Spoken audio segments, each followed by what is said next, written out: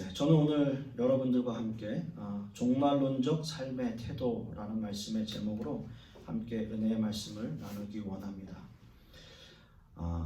올해 초 1월 달만 하더라도 우리의 일상이 이렇게까지 바뀔지는 아마 상상도 못 하셨을 거예요. 올해 1월 초에 중국 우한에서 중증 폐렴이 사람 간에 전염이 되고 그것이 이제 치사율이 굉장히 높다라는 그러한 그 뉴스를 접할 때만 해도 우리나라까지 이렇게 전해져 올까, 전파될까 그런 생각을 했었던 거죠. 그런데 그 이후에 서로 나라들 간의 국경이 봉쇄되어지고 우리나라뿐만이 아니라 유럽, 미국, 남미까지. 그래서 결국 그 WHO가 3월 11일 날 대재앙, 팬데믹이라고 하는 대유행을 선언하고 지금까지 우리는 이런 새로운 일상을 살아가고 있습니다. 그리고 어느덧 9월 마지막 주가 되었어요. 근데 세상을 이렇게 보면 우리의 달라진 일상과 달리 자연은 그대로 시간이 흘러서 가을이 왔고요. 거의 한 달 넘게 계속 비가 내리고 장마가 길었던 그러한 시간이 언제였냐는 듯이 아주 해가 쨍쨍 내리쬐면서 좋은 그런 날씨를 보이고 있습니다. 집사람하고 늘 하는 말이 있어요. 야, 올해 어떻게 시간이 이렇게 지나갔냐? 어떻게 시간이 이렇게 빨리 흘러갔냐? 어떻게 지나갔는지도 모르겠다. 벌써 9월이다. 이제 10월이다. 이런 말을 하게 됩니다. 교회는 대면 예배를 드리지 못하고 또 학원도 반은 닫은 것 같아요. 반 정도. 모이지 말라고 하고요. 정말 우리는 이 대재앙의 시대를 살아가고 있는 것 같습니다. 살아가고 있습니다. 그래서 이런 시대 앞에서 많은 교회와 목회자들이 참 여러 가지의 생각들을 하고 또 여러 가지 질문들을 하게 되죠. 목회자의 한 사람으로서 하나님 앞에 참 많은 질문이 생겼습니다. 하나님, 이런 팬데믹 상황에서 나라에서 우리를 모이지 말라고 합니다. 어떻게 해야 됩니까? 신자로서 가장 중요한 것이 예배라고, 그래서 대면 예배를 드려야 된다라고 하지만 드리지 못하고 있는 그러한 교회들 어떻게 해야 합니까? 또 작은 교회들은 작은 교회대로 영상을 할 수 있는 그런 시스템이 없어서 정말 그냥 손 놓고 있는 목회자와 교회들도 있다고 하는데 어떻게 해야 합니까? 이제 교회 다니는 것이 세상 사람들에게 민폐를 끼치는 그런 사람들처럼 보여지는데 그건 역시도 어떻게 해야 됩니까? 어떻게 우리는 그런 인식들을 바꿀 수 있겠습니까? 라는 질문을 계속 하게 돼요. 또 친구 목사님들과 많은 이야기를 나누면서 그러면 이 시대 이후에 포스트 코로나 시대의 그런 교회는 과연 어떻게 해야 되느냐, 이런 일들을, 이런 상황들을 병행해야 되느냐, 여러 가지 생각을 하게 됩니다. 어떤 교회들은 동네 주민들 보시라고 현수막 걸고 교회가 잘못했습니다, 죄송합니다, 이런 현수막 걸어놓고 그런 거 걸려있는 것도 뉴스에 나오면서 사람들이 칭찬하고 그런 모습 보면서 정말 예배를 목숨처럼 지키겠다, 또 세상 사람들과 싸우는 교회들도 있잖아요. 또 그런 교회들도 또 보면서 과연 그 안에 하나님의 뜻이 무엇인지, 어떻게 우리가 이런 일들을 극복하고 이겨낼 수 있는지, 우리가 어떻게 다시 회복되고 교회들이 또 목회자들이, 신자들이, 성도들이 다시 세워질 수 있는지 참 많이 하나님 앞에 질문하고 있습니다. 그런데 이런 그 생각들과 질문이 구약시대에 믿는 사람들에게도 그들에게도 좀 억울한 부분들이 있었나 봐요. 시편 기자는 하나님을 향해서 이런 고백을 합니다. 이런 하소연을 해요. 시편 10장 1절을 보시면 여호와여 어찌하여 멀리 서시며 어찌하여 환난 때에 숨으시나이까, 이런 하소연을 합니다. 아마도 이 시편 기자 역시 너무나 답답한 마음을 하나님께 여쭙고 싶었나 봐요. 왜 이런 일이 일어나도록 내버려 두십니까, 하나님? 왜 하나님 모른 척 하십니까? 왜 하나님 숨어 계십니까? 왜 말씀하시지 않으십니까? 계속 이런 답답함을 호소하고 있어요. 이 질문이 왜 저의 질문이 아니며 또 모든 이 시대의 교회들, 모든 목회자들의 답답한 질문 아니겠습니까? 정말 그래요. 정말 그런 마음입니다. 오늘 본문으로 돌아와 보시면 우리가 함께 읽은 본문 누가복음 13장 1절에서 5절까지의 말씀에는 어떤 사람들이 예수께 와서 소식을 전해요. 빌라도가 갈릴리 사람들을 말하자면 학살했다라는 거예요. 예수님께서 자라고 공생애를 펼치신 갈릴리 지역은 이방 민족들의 어떤 지배 그리고 혼합 종교와 제사가 굉장히 성행했던 곳이었습니다. 따라서 이 본문에서 갈릴리 사람들은 절기를 지키기 위해서 팔레스타인에서부터 예루살렘으로 여행을 왔던 순례자였을 것이다 라고 보여져요. 아마도 그들이 희생 제물을 드릴 짐승을 잡을 때 빌라도가 군인들을 보내서 그들을 시켜서 그들을 잡아 죽인 것, 그 사건을 말하고 있는 겁니다. 여기서 피를 섞었다라고 하는 이 표현이 실제로 희생 제물을 그 사람들의 희생 제물을 피를 섞은 것인지 아니면 그 자리에서 죽임을 당했다라고 하는 것을 표현한 것인지는 성경에 확실히 나와 있지는 않습니다. 중요한 것은 이러한 유해 사건들, 즉 식민 통치를 하고 있는 그 로마와 또 피식민지인 유대인들 사이에서 이러한 일들이, 이러한 인명살상극들이 흔하게 벌어졌었다라고 하는 거죠. 그래서 역사학자 요세푸스의 기록에 의하면 어떤 유월절 제사 때에는 약 한 3,000명 정도의 유대인들이 그 제단에 바쳐지는, 마치 짐승처럼 학살되는 그러한 일들이 있었다라는 기록도 있고요. 또 다른 어떤 유월절에는 무려 2만 명이나 되는 유대인들이 학살당했다라고 하는 역사적 기록도 있습니다. 자, 그런데 여러분, 오늘 사람들이 빌라도의 이 사건을 전해주고 이 사건을 접한 예수님은 의외의 대답을 하세요. 이런 대답을 하시는 거예요. 누가복음 13장 2절 3절 말씀을 우리가 한번 다시 한번 보겠습니다. 대답하여 이르시되 너희는 이 갈릴리 사람들이 이같이 해 받음으로 다른 모든 갈릴리 사람보다 죄가 더 있는 줄 아느냐? 죄가 더 있는 줄 아느냐? 너희에게 이르노니 아니라 너희도 만일 회개하지 아니하면 다 이와 같이 망하리라 라는 답을 주십니다. 그리고 이어서 이 말씀 이후에 예수님께서는 실로암 망대 사건을 거론하시는 거예요. 실로암 망대가 무너져서 18명이나 죽은 사건. 여러분, 이 실로암이라고 하는 것은 기온에서 예루살렘으로 공급되는 물을 저장하는 저수지의 이름이에요. 예루살렘 남쪽과 동쪽 성벽에 접해 있다고 하는데 이 지역의 경비를 위해서 세운 탑이 무너져서 이렇게 18명이나 많은 사람들이 죽은 사건이다라는 거죠. 어떻게 보면 재앙이에요, 재앙. 그들에게 이런 재앙이 일어난 겁니다.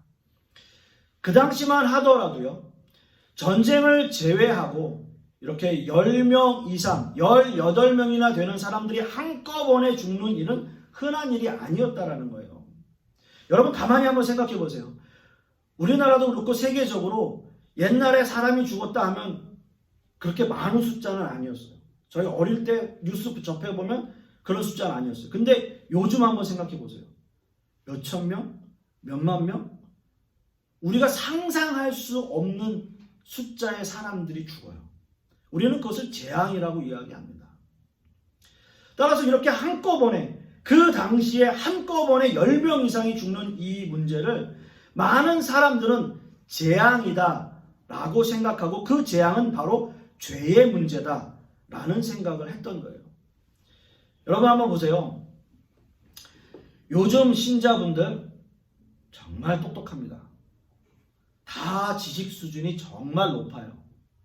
그래서 뭔가 잘못되었다 해서, 누가 잘못했다 해서 그 죄의 대가로 그 사람이 그렇게 됐다, 뭐가 잘못됐다 라고 얘기하면 요즘 성도님들은 콧방귀 낍니다. 웃어요, 웃어. 뭐 예를 들어서 저 사람 감기 걸린 게 죄 때문이다 라고 얘기하면 당장 이단이라고, 저 목사 이단이야 이렇게 얘기해요. 그 정도로 우리 지식 수준이 높아요. 자, 그런데 그 당시 초대교회 시대나 그 이전 시대의 사람들은 당연히 재앙이 어떻게 일어나는지 설명할 수 있는 방법이 없었어요.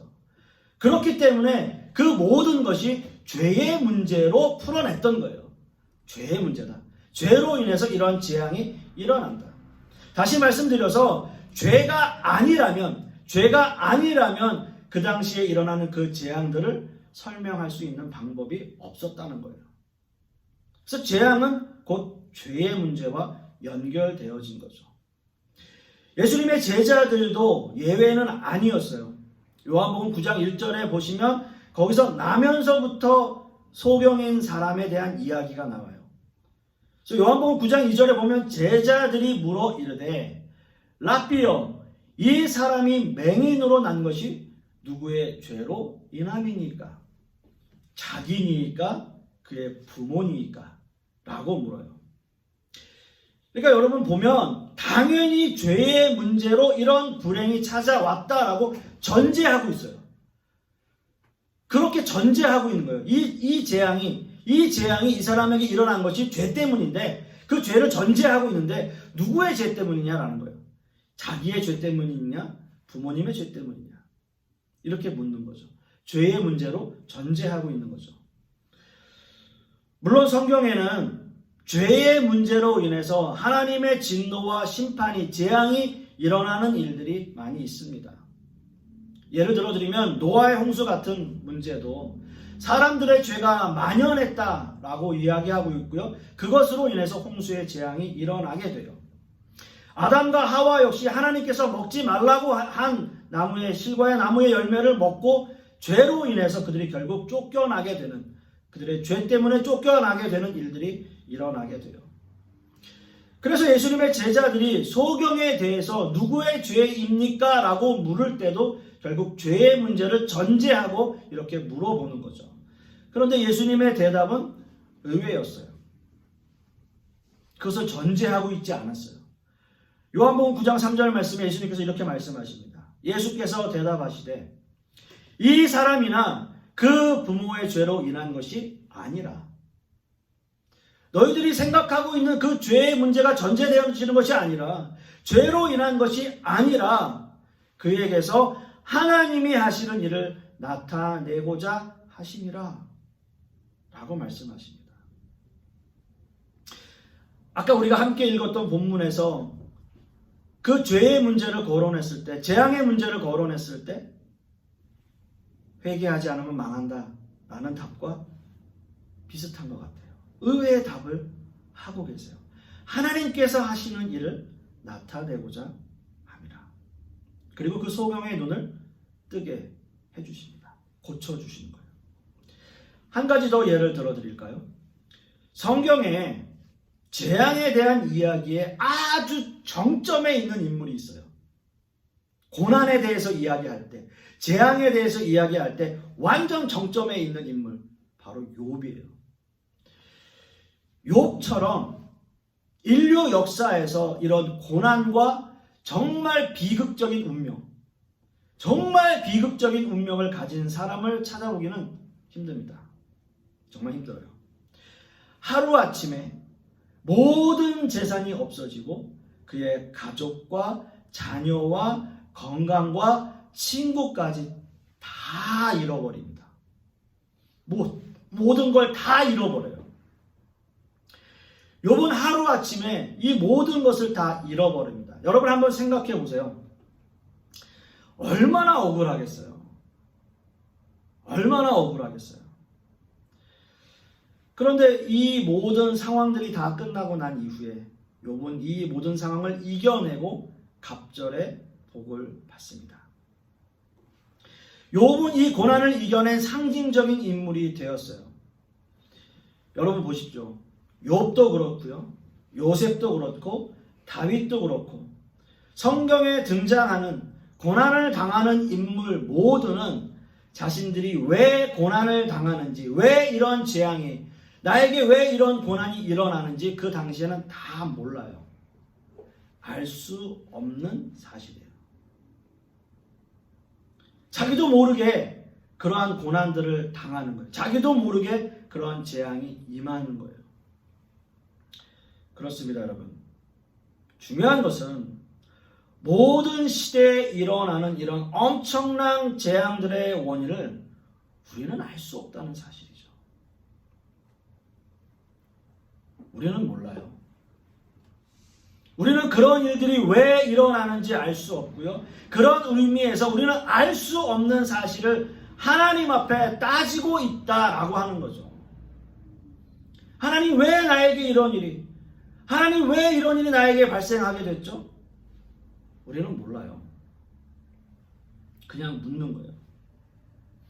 왜 코로나19가 세상에 퍼진 것인지, 그리고 왜 팬데믹이 지금 이 시대에 일어나고 있는지, 그것으로 인해서 왜 우리가 피해를 봐야 되는지, 왜 교회가 예배를 드리지 못하게 되는지, 그리고 교회에 오는 사람들이 왜 비난거리가 되는지, 왜 많은 사람들이 자영업을 하면서도 이 시대 가운데서 망해가고, 왜 죄 없는 수없이 많은 사람들이 고통을 당하는지, 그래서 정말 안타까운데 우리는 이것이 왜 우리에게 일어나는지 알 수 없는 거죠.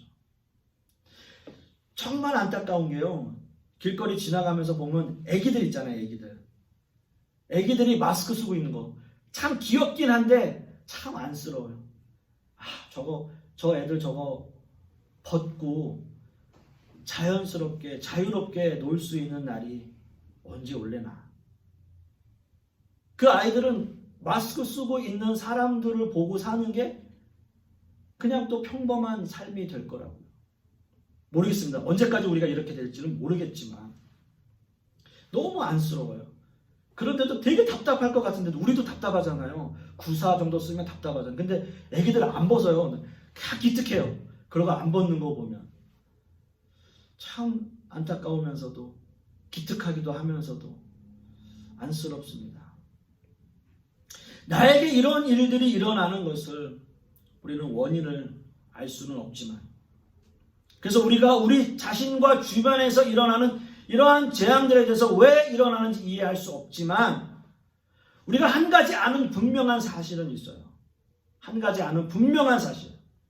그것은 하나님이 이 세상을 창조하셨을 뿐만 아니라 여전히 이 세상을 하나님께서 통치하고 계신다는 것을 우리는 믿습니다. 하나님이 분명히 우리에게 말씀하셨고요. 지금도 말씀하고 계시고요. 그래서 우리는 최선을 다해서 하나님의 뜻이 무엇인지 분별하고 찾아내기 위해 노력하는 거예요. 그래서 오늘 본문으로 다시 한번 돌아오시면, 예수님은 빌라도에게 살해당한 갈릴리 사람이나 실로암 망대에서 깔려 죽은 예루살렘 사람들이나 모두 다른 이들보다 죄가 많아서 그런 일을 당한 게 아니다 라고 대답하신 다음에, 너희들도 회개하지 아니하면 다 이와 같이 망하리라 라고 말씀하세요. 자, 그러면 보세요. 이 본문 말씀의 뜻이 회개하지 않으면 다 너희도 이렇게 망한다, 잘 안 된다, 재앙이 너희에게도 임한다 라는 말인가요? 그건 아니에요. 오늘 본문에서 망한다 라고 하는 이 표현이 어떻게 보면 무슨 일을 해도 넌 안 된다, 잘 안 될 거야 라는 그러한 말, 뭐든지 해도 망할 거야 라고 생각할 수 있겠지만, 여기서 망한다 라고 하는 이 말씀의 원어적 의미에는 멸망한다 라는 의미예요. 영어 성경에도 perish라고 하는 단어는 망한다, 멸망한다 라는 의미에 가까워요. 따라서 오늘 이 본문의 말씀은 종말에 있을 최후의 심판을 가리키고 있는 말씀이에요. 누가복음 13장은요, 누가복음 12장에서부터 이어져 오는 종말에 대한 이야기, 즉 그 12장에 있는 어리석은 부자의 비유, 또 재물을 하늘에 쌓아두지 말라라고 하는 비유, 충성된 종, 불충한 종에 대한 비유, 불을 던지러 오신 예수님, 또 이 시대를 분별하고 재판장에 가기 전에 고소한 사람과 너희는 서로 화해해라 라는 그 비유의 말씀 뒤에 이어져 나오는 이야기라는 거예요. 그 뒤에 나오는 비유의 말씀이에요. 즉 이 본문은 이런 전체적인 연장선상에 있다라는 거죠. 하나님의 마지막 심판을 준비하라는 그 뜻을 담고 있어요. 그 준비는 뭐냐 하면 바로 회개하라라는 거예요. 회개하라. 우리는 이런 질문 한 가지를 할 수 있을 것 같아요.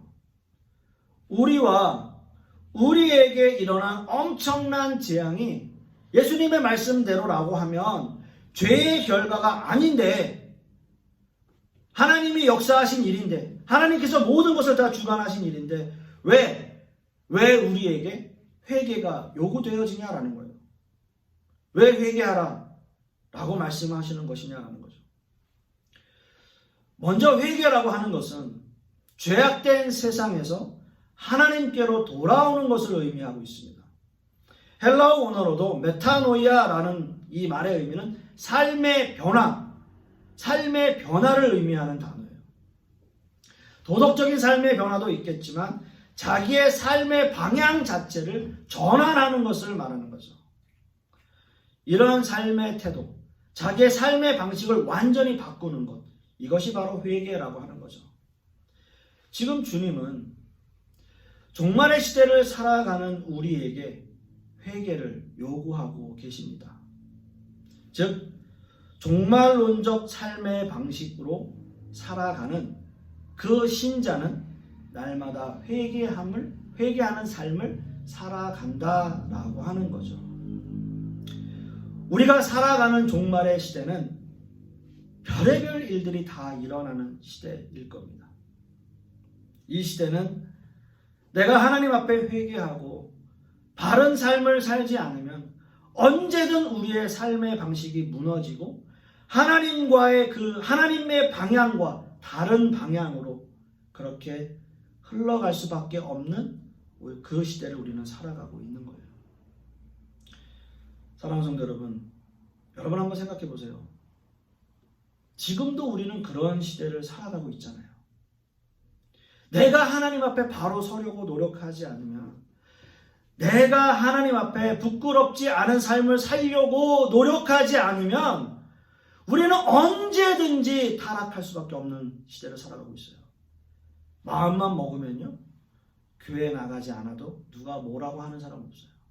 지금은 그런 핑계를 댈 만한 여러 가지의 조건이 많아요.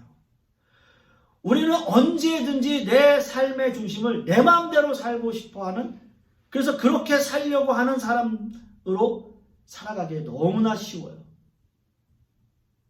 대재앙이 지금 이 팬데믹이어서 재앙이 아니라 믿는 사람들이 믿는 사람답게 살지 못하게 하는 것이 우리에겐 재앙이에요. 그게 우리에겐 종말이에요. 하나님이 원하시는 삶의 방향으로 전환하지 못하는 것이 우리에게 재앙이라는 거예요. 지금의 팬데믹이 재앙이 아니라 이게 재앙이죠. 역설적이게도요, 예수님의 십자가를 한번 생각해 보세요. 많은 사람들은 예수님의 그 십자가 사건을 보고 그것이 예수님이 십자가에 돌아가신 것이 세상 사람들에게는 절망이고 재앙이겠지만 믿는 사람들에게는 그 십자가는 희망이고 부활이고 생명이에요. 완전히 달라요. 그래서 회개는 이렇게 삶의 방향을 바꾼 사람들을 의미합니다. 이렇게 회개한 사람은 대재앙을 죄의 탓으로 또는 남의 탓으로 돌리지 않을 뿐만이 아니라 거기에 절망하지도 않습니다. 원하는 것은 하나님의 뜻이 이루어지기를 간절히 기다리는 거예요. 그래서 이러한 종말의 시대를 살아가는 모든 사람들에게 예수님은 회개를 요구하시는 거예요. 너의 삶의 태도를 바꾸라는 거예요. 너의 삶의 방향을 바꾸라는 거죠. 사랑하는 성도 여러분, 그럼에도 불구하고 우리는 힘든 시대를 살아가고 있습니다. 현실은 그래요. 그러나 한 가지만 짚고 넘어가겠습니다. 이 시대 가운데 지금의 재앙이 누구의 죄의 문제도 아니며 누가 잘못해서의 문제도 아니라는 것.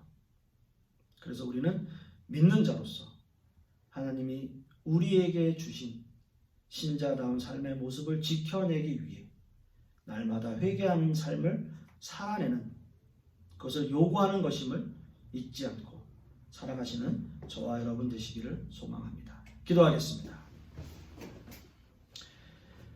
아버지 하나님,